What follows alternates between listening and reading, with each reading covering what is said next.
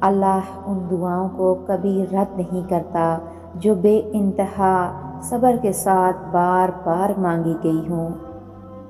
وہ آزمائے گا تمہیں دنیا کی ہر محبت دکھا کر، پھر کہے گا بتا کون ہے تیرا میرے سوا۔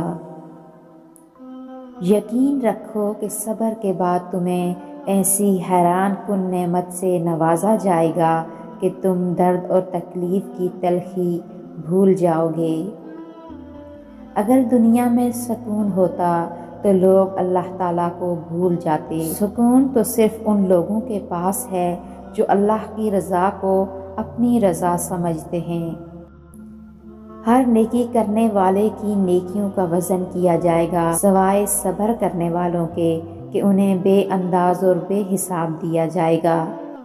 اگر دنیا فتح کرنا چاہتے ہو تو اپنی آواز میں نرم لہجہ پیدا کرو، اس کا اثر تلوار سے بھی زیادہ ہے۔ اگر نماز پڑھنے والے کو علم ہو جائے کہ کیسی رحمتوں نے اسے گھیر رکھا ہے تو وہ کبھی سجدے سے سر نہ اٹھائے۔ سکون کی کمی محسوس ہو تو اپنے رب سے توبہ کرو، انسان کے گناہ ہی ہیں جو دل کو بے چین رکھتے ہیں۔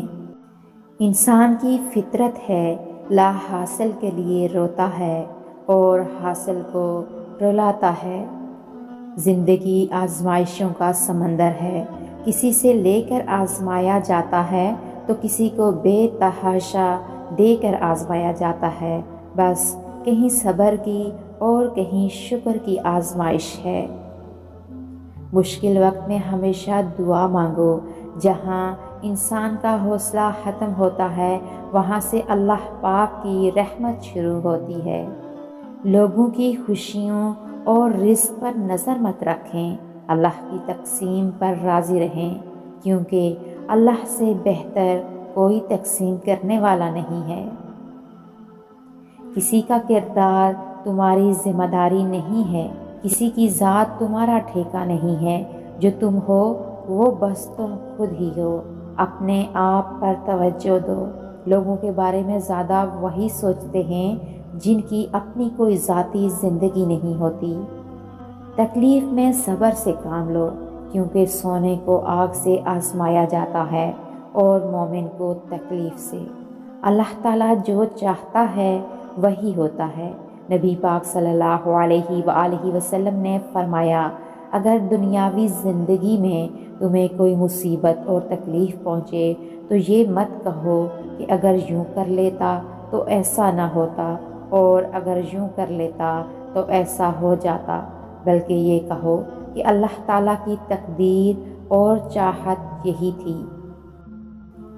عبادت فرشتہ تو بنا سکتی ہے لیکن انسان نہیں، انسان درد سے ہی بنتا ہے۔ جو شخص جتنا مطمئن رہتا ہے وہ شخص اتنا ہی زیادہ دولت مند ہوتا ہے، کیونکہ اطمینان فطرت کی سب سے بڑی دولت ہے۔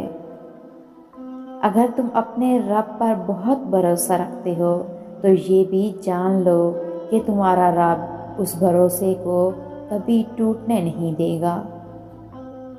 اپنے دن کی ابتدا 3 چیزوں سے کیجیے: کوشش، سچ، یقین۔ کوشش دن کو بہتر بنانے کے لیے، سچائی اپنے کام کے ساتھ، یقین اللہ کی ذات پر۔ منزلیں کبھی کسی کے گھر جا کر حاضری نہیں دیتی، راستوں پر چلنے ہی سے راستے نکلتے ہیں۔ مکھی جب چائے میں گر جائے تو لوگ چائے پھینک دیتے ہیں، لیکن وہی مکھی اگر دیسی گھی میں گر جائے تو لوگ کبھی بھی اس دیسی گھی کو نہیں پھینکتے۔ لوگ اپنے مفادات کو دیکھ کر اصول اور آداب کا ڈھونگ رچاتے ہیں اور اگلے کی طاقت اور حیثیت دیکھ کر فیصلہ کرتے ہیں۔